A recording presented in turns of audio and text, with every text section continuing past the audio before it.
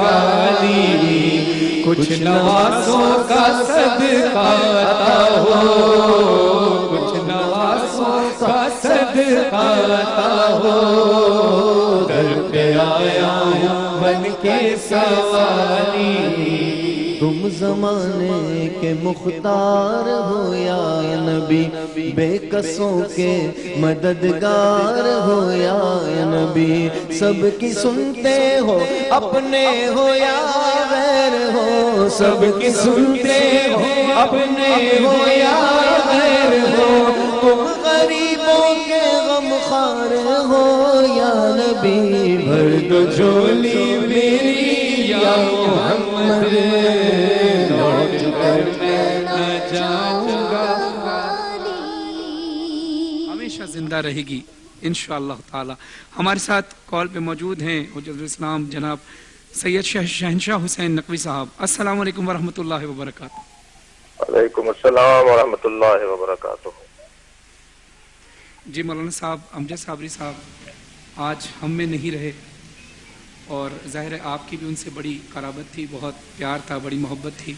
हम चाहते हैं अपने कलमात, अपनी अक़ीदत का इजहार, अपने प्यार का इजहार, उनसे मोहब्बत का इजहार आप कीजिए, और जो पैगाम इस A+ और ATV की जानिब से इस पूरे आलम इस्लाम को, पूरी दुनिया को देना चाहते हैं। बिस्मिल्लाह। सबसे पहले तो मैं अमजद साबरी शहीद के ख़ानदान को मुबारकबाद पेश करता हूँ, और उन पर हार बरसाए जाएं, उन पर फूल निछावर किए जाएं, उन्हें कहा जाए कि उन्हें अल्लाह ने चुन लिया, अल्लाह ने उन्हें खास मकाम अता किया है। जिस घर में एक शहीद भी होता है, वो शहीद 7 नस्लों की शिफाअत करता है। बेशक बेशक। तो सबसे पहले तो मैं ताज़ियत पेश नहीं करूंगा, मैं मुबारकबाद पेश करूंगा। जैसे शहीद सिद्दीक़ जाफर के जनाजे पर फूलों की बारिश की गई थी, ऐसे ही मेरी ख्वाहिश है कि इनके जनाजे पर भी फूलों की बारिश की जाए। अगरचे उनका दायरा कार और खिदमात का जो दायरा था वो कुछ और था, और इनकी खिदमात का दायरा कुछ और था, लेकिन दोनों राहियान मोहब्बत अहले बैत हैं। मोहब्बत अहले बैत, नबी की आल की मोहब्बत की शहीद हैं ये दोनों। बेशक बेशक। शहीद अमजद साबरी के वालिद लोगों के दिलों में और जहनों में नबी की मोहब्बत का रस घोलते थे। उनके चचा, उनका पूरा खानदान, और खुद शहीद अमजद साबरी का जो अंदाज था, जो अल्लाह ने मुकम्मल एक उन्हें सलाहियतें अता की थी, एक बाकायदा और एक मुकम्मल अहले फन थे।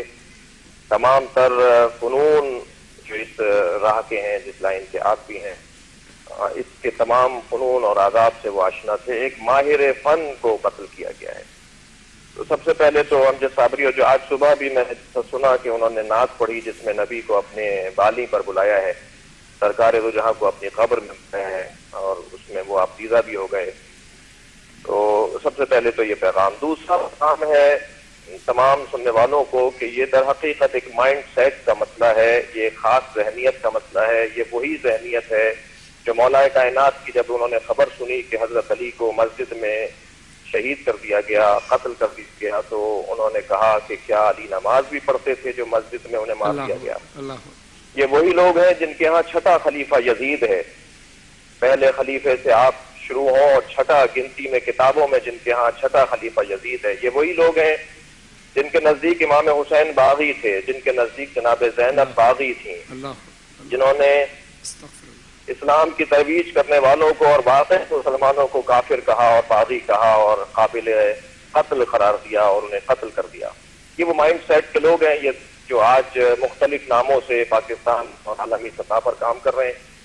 इनके यहाँ बर्दाश्त तो पाई नहीं जाती, इनके यहाँ तामुल मिजाजी पाई नहीं जाती। ये क्योंकि अहले मंतिक और अहले फलसफा तो है नहीं, इसलिए ये असला उठाते हैं। गुफ्तगू के आगे तो क्योंकि ये रुक नहीं सकते, हार मानते हैं हमेशा, इसमें तो ये जीत नहीं सकते हम लोगों से और इस जहनियत के लोगों से जिनसे हमारा पाला वास्ता है और वाबस्तगी है और आमना सामना है।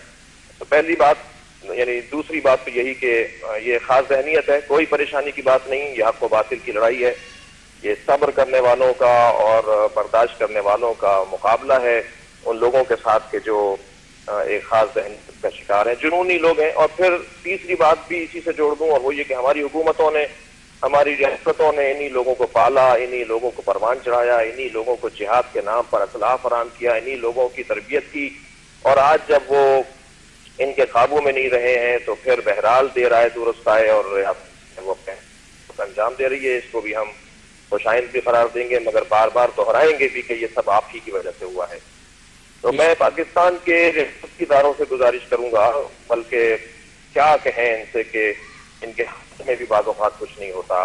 یہ عالمی سیاست کا شکار ہماری مزدور اور ہماری مقروض حکومتیں، جب کسی سے کوئی قرضہ لیا ہوا ہوتا ہے نا بھائی، تو وہ کہ اس کے آگے بولتا نہیں ہے، بول نہیں سکتا اس کے آگے.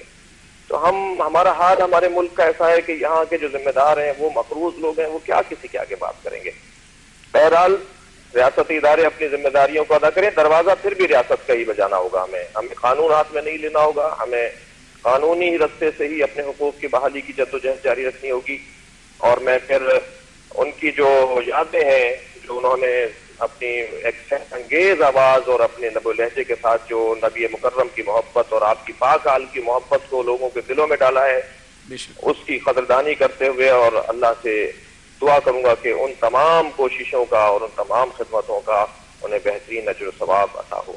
بلکہ جو آپ نے شہنشاہ صاحب پیغام دیا مولانا صاحب، اس میں آپ کی اطاعت بھی چاہوں گا. امام حسین علیہ السلام یہ فرماتے ہیں کہ ظلم کے آگے خاموش رہنا بھی جو ہے وہ ظالم کے برابر ہی ہوتا ہے، کہ آپ اسی زمرے میں آ جاتے ہیں جو ظالم کا زمرہ ہوتا ہے. بہت شکریہ ادا کرتا ہوں شہنشاہ صاحب آپ کا کہ آپ نے اس مصروفیت میں ٹائم نکال کر ہمارے ساتھ اپنے جذبات کو شیئر کیا. میں 4 مصرے پڑھنا چاہتا ہوں. جناب شاعر اہل بیت ریحان ناظمی صاحب کے سب ظاہر اپنے اپنے عقیدت کا اظہار، اپنے غم کا اظہار کر رہے ہیں. مداح اہل بیت نبی کا غلام تھا، مداح اہل بیت نبی کا غلام تھا، اجداد کی طرح سے بڑا نیک نام تھا. امجد کا جرم ذکر نبی و علی بنا، امجد کا جرم ذکر نبی و علی بنا، ہر دم لبوں پہ اس کے درود و سلام تھا. اور درود و سلام پڑھتے ہوئے ہی یقیناً وہ سرکار کی بارگاہ میں گئے ہوں گے. ہم سے بہت اچھی جگہ پر ہیں. اور بڑی خوبصورت بات شہنشاہ نقوی صاحب نے کہی کہ میں سب نے تعزیت پیش کی، انہوں نے کہا میں مبارکباد پیش کرتا ہوں. اور یہ ظاہر ہے ہمارا جو غم اور غصہ ہوتا ہے وہ شہادت پر نہیں ہوتا، اس ظلم پر ہوتا ہے کہ جو ظلم کیا گیا. بڑا مرتبہ شہید امجد صابری صاحب کا ہے، شہید ہو گئے، اللہ کی بارگاہ میں بڑا مقام پایا ہے. اسی طرح یہ تربیت ہمیں وہیں سے ملتی ہے کہ امام حسین علیہ السلام پر جو ہم اپنے غم کا اظہار کرتے ہیں وہ یہی وجہ ہے کہ امام حسین شہید ہوئے. اس بات پہ افسوس نہیں، افسوس اس بات پہ ہے کہ کس طرح سے ان کو ظلم کا نشانہ بنایا گیا، ان کی آل کو ظلم کا نشانہ بنایا گیا. بلکہ میں صبر کی تلقین دوں گا امجد بھائی کے تمام اہل خانہ کو کہ دیکھیے امجد بھائی کا جنازہ پوری پاکستانی قوم مل کر اٹھائے گی، سارے مسلمان مل کر اٹھائیں گے. صبر کرنا ہے تو بڑا غم دیکھیے. امام حسین کا جنازہ اکیلا جنازہ تھا، جو نواسہ رسول کا جنازہ تھا اکیلا تھا، کوئی اٹھانے والا نہیں تھا. بس تھوڑی دیر کے لیے وہ صبر محسوس کر وہ وقت یاد کر لیجئے، آپ کو صبر آ جائے گا. امام حسین کی شہادت کے بعد ان کے اہل خانہ کو در بدر گلیوں میں پھرایا گیا، بازار میں پھرایا گیا یزید کی طرف سے، اور یہ کہا گیا کہ یہ باغی ہیں. تو آج آپ کے لیے صبر کی تلقین یہ کہ آپ کے پردے سلامت ہیں، ہماری بھابھیوں اور بہنوں کے پردے سلامت ہیں. تو بس صبر کیجئے، کربلا والوں کا صبر یاد کیجئے. سید الشہداء کی بارگاہ میں شہید سبط جعفر صاحب کی طرح جناب شہید امجد صابری صاحب بھی چلے گئے. تمام شہداء اسلام یقین ہے کہ کربلا معلیٰ میں ہوں گے. بلکہ جانے سے پہلے امجد بھائی کے لیے ہم نے یہ اعلان کرنا تھا کہ ہم انہیں کربلا بھی لے کر جائیں گے ارمین ٹور کی جانب سے. تو مولا حسین نے کہا نہیں، میں اس کو خود اپنے پاس بلاتا ہوں. شہید کو لینے خود امام حسین آتے ہیں، خود رسول خدا آتے ہیں، خود پنجتن پاک آتے ہیں. دیکھتے رہیے امجد بھائی کی یادوں کے ساتھ A+ اور ATV. ملتے ہیں چھوٹے سے مختصر سے بریک کے بعد.